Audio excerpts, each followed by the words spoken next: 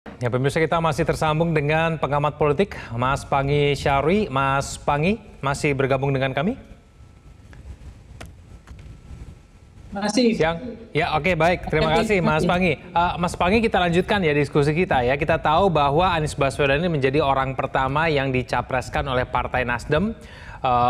Anies Baswedan bersama dengan Muhaimin Iskandar juga menjadi pasangan pertama yang kemudian dideklarasikan begitu. Dan pada hari ini pasangan ini juga menjadi pasangan pertama yang mendaftarkan diri ke KPU. Apakah kemudian dari rentetan ini kita bisa menilai bahwa memang pasangan Amin ini lebih siap dalam melakukan pendaftaran pada hari ini? Iya, Mbak Kevin. Kalau kita lihat dari susunan acara, rapinya, rapinya mereka untuk mulai. Walaupun ini sebetulnya hari ini kan kelihatan betul semuanya calon presiden kita religius gitu ya. Ya. Bagaimana mereka bertemu dulu, habis itu jalan ke partai, habis itu sebelum itu ketemu orang tuanya, mereka sungkem dulu ketemu orang tua dan meminta doa restu ya dan seterusnya. Tetapi menurut saya karena Amin ini harus pertama karena memang dia mengusung perubahan. Kalau terakhir namanya bukan perubahan. Jadi menurut saya perubahan itu ya adalah pasangan yang pertama kali. Jadi sudah tepat yang pertama kali untuk mendaftarkan diri ke KPU karena memainkan isu tentang perubahan, tentang harapan, tentang perbaikan, kemampuan di dalam mengatasi masalah yang terjadi selama ini. Dan di situ mereka kan juga konteksnya adalah pasangan yang paling tertib, yang paling rapi dan paling siap untuk mendaftarkan pasangan ini. Jadi kalau kita bicara tentang pendekatan bandwagon effect, persepsi publik, pendapat publik terhadap pasangan ini, kok saya rasa-rasa saya lihat pasangan ini yang lebih rapi, lebih siap dan soft force-nya bagus gitu. Bagaimana kehadiran ramainya. Dan dianggap lebih siap, dan itu juga akan mempengaruhi persepsi publik, harapan publik. Karena kan soal pemilihan ini kan soal persepsi, harapan. Jadi kalau begitu besar antusias masyarakat, begitu besar animo masyarakat untuk hadir, apalagi misalnya gerakannya betul-betul gerakan nothing tulus, mobilisasinya tidak terkesan dimobilisasi karena hal-hal yang lain, tetapi hanya karena kecintaan, hanya karena harapan, hanya ingin ada perubahan. Maka dia datang ke sana, itu tentu tidak bisa dibendung. Jadi saya mencermati bahwa pasangan ini termasuk pasangan yang sangat confident gitu untuk mendaftarkan diri, dan mereka menjawab bahwa apa yang disampaikan oleh Pak Anies misalnya, ingin memulihkan kepercayaan rakyat terhadap ketidakadilan, ingin memulihkan kepercayaan publik terhadap diskriminatif, ingin memulihkan kepercayaan publik terhadap politisasi hukum. Anda bisa bayangkan orang hanya beda pindah, ada katanya pindah partai saja dari koalisi A ke koalisi B itu dipanggil oleh kejaksaan. Tapi begitu nggak pindah lagi, balik di situ lagi aman. Itu kan ngeri sekali, bahwa telanjang sekali dan terlalu kasar sekali politisasi hukum kita.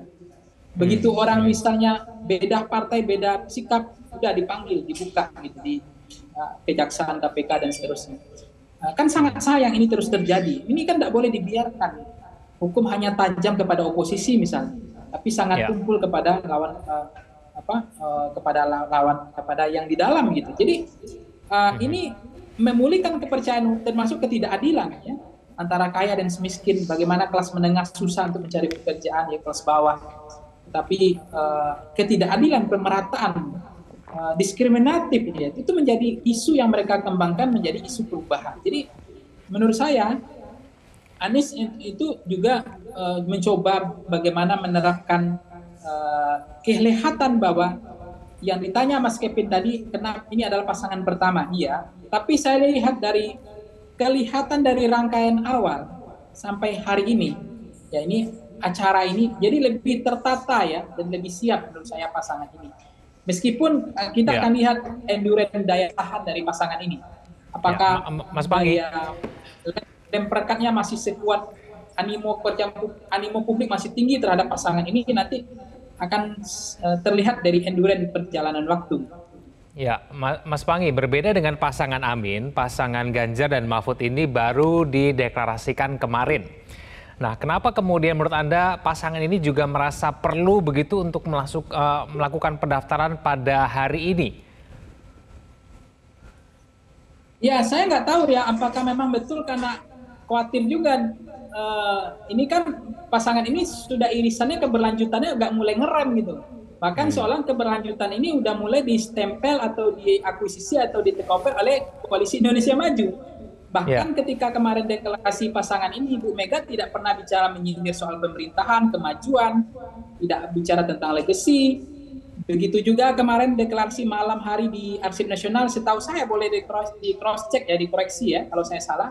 Ini Ya. tidak pernah pasangan Ganjar bicara tentang kepuasan, tentang keberlanjutan, tentang Hmm. legacy ke depan, bahwa ini harus dilanjutkan, tidak boleh salah pilih, nggak ada gitu. Begitu juga Mahfud MD, justru Mahfud MD bicara tentang reformasi penegakan hukum, memberikan kepercayaan publik kembali menata hukum kita agar tertib hukum, kepastian hukum. Bahkan beliau mengatakan sebagian dari masalah Indonesia itu bisa terselesaikan separuhnya itu karena penegakan hukum yang demokrasi yang terbuka, penegakan hukum yang berjalan tidak diskriminatif. Jadi itu juga terkesan menurut saya adalah isu-isu perubahan gitu. Jadi karena mereka tidak lagi bisa koalisi ini, saya nggak tahu nama karena PDIP kan nggak menyebut kerjasama koalisi tapi kerjasama. Pertanyaannya adalah apakah apa nama koalisi ini? Apakah koalisi perubahan atau keberlanjutan atau perubahan dan keberlanjutan? Saya nggak tahu. Itu juga mungkin kenapa mereka begitu tergesa-gesa gitu. Hmm. Sangat maraton sekali. Apa yang membuat Ya. kekhawatiran mereka? Jangan-jangan mereka juga khawatir gitu. Akan ada sesuatu ya istilahnya masuk angin lah atau sesuatu yang membuat mereka tidak bisa mendaftar gitu. Atau sesuatu tapi ya kenapa begitu cepat? Nah, kalau saya berprasangka baik saja. Kenapa begitu cepat? Mungkin Ganjar maupun Mahfud ingin cepat bersosialisasi keliling Indonesia, menyapa, menyalami, face to face bertemu dengan rakyat. Kalau agenda pendaftaran ini sudah selesai, ketika pasangan ini sudah berhasil didaftarkan kepada lembar negara yaitu KPU, mungkin itu saja. Tapi ini Ya. begitu cepat kan pasangan Ganjar Mahfud ini, Hmm. PDIP ini kan dia diprediksi sejauh sebelumnya Mas Kevin ya, itu kan Ya. akan melakukan cawapresnya akan injury time last minute, pendaftaran juga akan injury time last minute. Tapi faktanya pasangan ini jauh lebih cepat ya dibanding pasangan Koalisi Indonesia Maju. Jadi Ya. begitu cepatnya pasangan ini mulai dari rangkaiannya deklarasi sampai sekarang. Apakah betul karena ketidakpercayaan terhadap penegak hukum atau demokrasi kita yang sehat, atau juga ada kekhawatiran mereka akan sesuatu penjagalan begitu? Saya nggak tahu. Tetapi ini sangat cepat dan ini maraton sekali gitu. Ya, Mas Panggi, pendaftaran hari ini kira-kira akan punya pengaruh terhadap elektabilitas para paslon tidak menurut Anda? Ya sebenarnya pendaftaran itu berpengaruh atau tidak pengaruh itu terlihat dari narasi, cita-cita, harapan, dan sejauh mana kemampuan mereka di dalam mengatasi persoalan yang hadir hari ini. Misalnya pasangan Caimin mengatakan saya sudah berkeliling Indonesia, saya merasakan ada bentangan empiris pengalaman yang luar biasa ketika berkeliling Indonesia. Soal konteks capture zoom out, beliau menangkap tentang nasib, yaitu tentang perubahan nasib. Dan perubahan nasib itu adalah harapan. Nah, di situ sebetulnya beliau sudah melakukan narasi kampanye untuk mengambil harapan dan kemudian membawa optimisme yang namanya elektoral. Itu akan sedikit banyaknya akan berpengaruh kepada elektabilitas. Begitu juga Mahfud MD bicara tentang dulu saya pejabat, saya pernah jadi MK, pernah jadi ini, tapi saya nggak pernah bilang sama anak saya jangan sebut-sebut nama saya, jangan sampai ada yang tahu bahwa saya itu pejabat. Itu sebetulnya kampanye, itu adalah elektoral, itu elektabilitas. Bagaimana beliau mengambil empati, memenangkan simpati rakyat, citra, sentimen, bahwa dia dianggap pemimpin yang tidak neko-neko, tidak berkompromi, pemimpin yang berintegritas, meskipun anaknya, tapi dia tidak memberikan karpet merah. Begitu juga Ganjar diuji dengan pertanyaan menarik. Kalau Bapak nanti jadi presiden, apakah akan menyiapkan karpet merah atau tidak? Itu kan sebenarnya itu waktu momentum dia untuk memastikan sentimen, elektabilitas, dan populisme citra rakyat. Nah begitu juga Anies juga sebenarnya deklarasi ini akan berefek terhadap elektabilitas atau tidak, itu sepanjang dia bisa memainkan momentum ini untuk memenangkan sentimen simpati rakyat, gitu. Memenangkan hati rakyat, itu yang penting. Itu tentu dengan argumen, dengan narasi, dengan pikiran, dengan gagasan yang disampaikan. Anies misalnya mencoba menyampaikan tentang soal perubahan dan harapan itu kepada masyarakat. Tadi soal Anies ingin memulihkan kepercayaan publik terhadap penegakan hukum, terhadap demokrasi, dan, tidak boleh ada lagi diskriminatif, kemudian kesetaraan dan seterusnya, dan keadilan bagi semua warga negara. Tidak ada lagi perbedaan-perbedaan, artinya strata hukumnya sama. Anies juga ingin menghargai, kan tadi juga betul diterapkan soal ingin menghargai ya siapapun. Beliau ada satu kata yang menarik tadi itu, beliau mengatakan yang pidato hanya 3 orang, tapi yang terlibat di sini sebetulnya bukan hanya soal 3 orang ini, tapi semua relawan, semua tim sukses itu adalah bekerja untuk kemenangan. Jadi bukan hanya untuk kepentingan soal Anies, kepentingan soal Caimin, atau kepentingan soal partai pengusung. Ini soal kita bersama.